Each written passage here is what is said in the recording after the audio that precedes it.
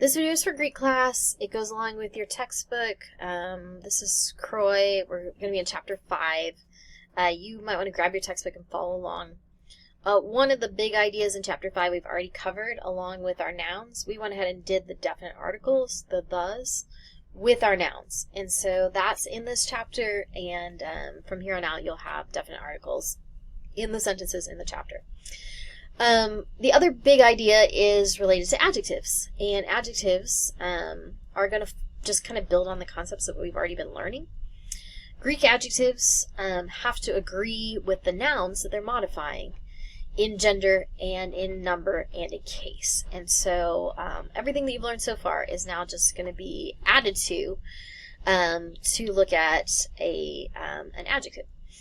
Because they have to agree in gender, number, and case, there's going to be a lot of different forms of the same adjective. One single adjective can be declined into any of the genders, singular and plural, and move into any case.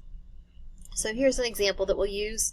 I feel like this is a really strong one. So this is your vocab word, kalas, kale, kalan.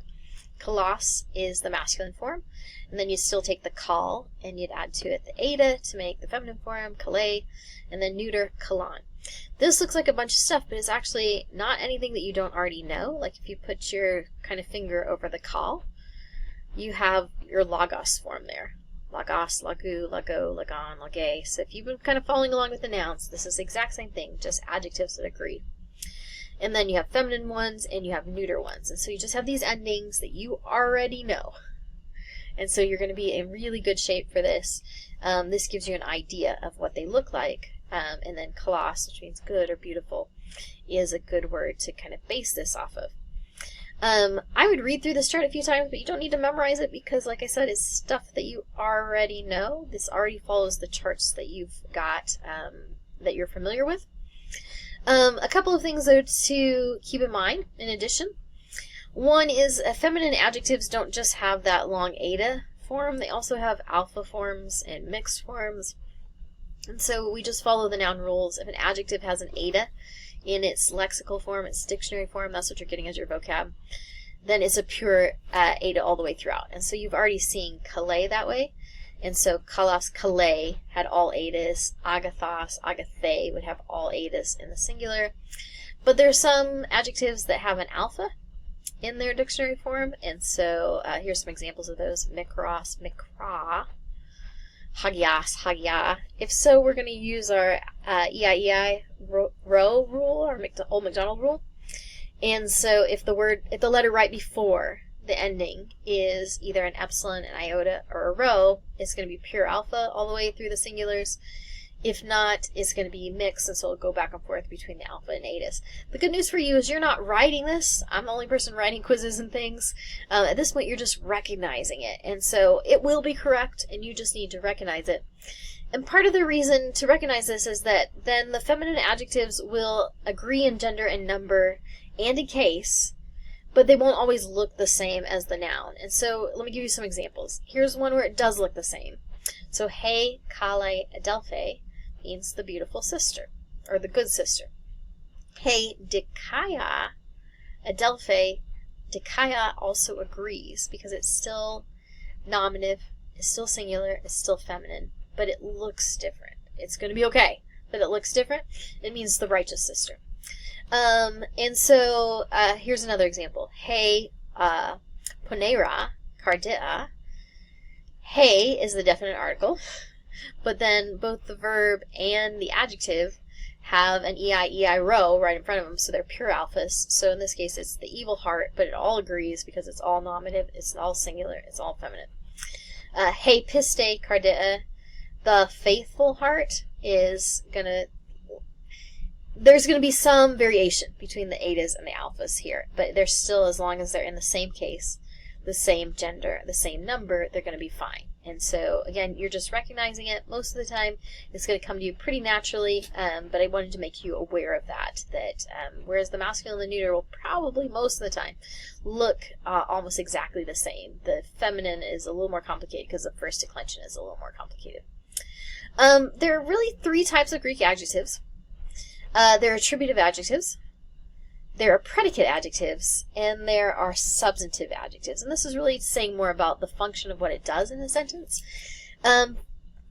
This distinction might be a little tough for you at first because the examples we have aren't super complex. But we're going to go ahead and follow the rules of this right now, and then it's going to work out well for us on the other end. So we'll just stick with this. Let me start with attributive adjectives. These are the adjectives that are most familiar with you. They are just adjectives that describe a noun. And so the way that you recognize these is that they immediately follow the definite article. There has to be a definite article right in front of them. So they can look like this. Hey, piste Adelphi, which means the faithful sister. This also, though, means the faithful sister. Hey, piste, hey, Adelphi. You're going to have two definite articles, but you have to have one right in front of the adjective for it to mean the faithful sister.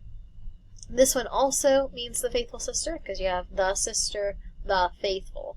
But we don't say the sister, the faithful when we translate it. We just say the faithful sister. As long as there's a definite article right in front of it, it's just a traditional adjective. We are going to play Greek apples to apples, and we'll use this as our basic, kind of baseline, that we're assuming that they are attributive adjectives. But attributive adjectives always have a definite article right in front of them. And they're all translated the faithful sister. Predicate adjectives, though, the article is not immediately before the adjective, and so it can look like this. Mikron, ta, teknon, or ta, teknon, mikron. But you see the adjective mikron doesn't have a definite article in front of it, so we're going to supply the verb to be, and we're going to make it into a little sentence. The child is small. Either of those can mean the child is small. And for now, we're just going to do this consistently, and later on, as you get more complex sentences, it might make a difference in meaning, and so that's why you want to go ahead and do this now, so that it makes sense later, even if it doesn't make sense to you quite yet. Those are the main differences, so I would say the differences are the attributive adjectives, so like, hey, Kale Adelphi, the beautiful sister, and the predicate adjectives are more like, hey, Adelphi, Kale. See how there's no definite article right in front of the Kale? So the sister is beautiful. But you also have adjectives that are substantives, and so these are adjectives that are just functioning as nouns. And typically there's an article with them when they show up that way. There's some words that this happens to them more often than others. So, ha protos, so like the first man in this case, because it's masculine, so you could say the first man. Hey, eskate would be the last woman because it's gendered. Ta hagia, the holy ones or the saints or the holy things even, because it's neuter. I'm trying to think. You rarely get a noun for blind. You actually get an adjective, and so like the blind man in a lot of Greek text follows this rule. But those are the three ways that adjectives can be used. So this chapter has the definite article in it that you already know. It has the forms of adjectives which follow the patterns of nouns that you already know, and so you're just looking over that. And then it has a little bit of explanation for why first declension nouns and adjectives are more complicated because of the different forms with the eta and the alpha. And then it talks about these three different ways that we could translate it. If there's a definite article right in front, then you're going to just make it agree with the noun and describe the noun, so like the good sister. If it is a predicate adjective, for now we're going to supply the verb to be and make it a sentence. So the sister is good or the sister is beautiful. And then some adjectives can just stand alone, usually with a definite article, and then we might pay attention to the gender too to translate it well. So the first, in this case, would be the first man. The last would be the last woman. Okay, these are a lot of important concepts, but they're not totally new to you. They shouldn't be if you've been following along with us. And so I would encourage you to maybe watch this video a second time. If you still have questions beyond that, you can feel free to email me or to bring those questions to class because this is another really big piece, and once we've got this piece in place, we can read more complex sentences because we can read sentences that now have adjectives in them as well. Okay, looking forward to seeing where we go next with our Greek learning. So, awesome.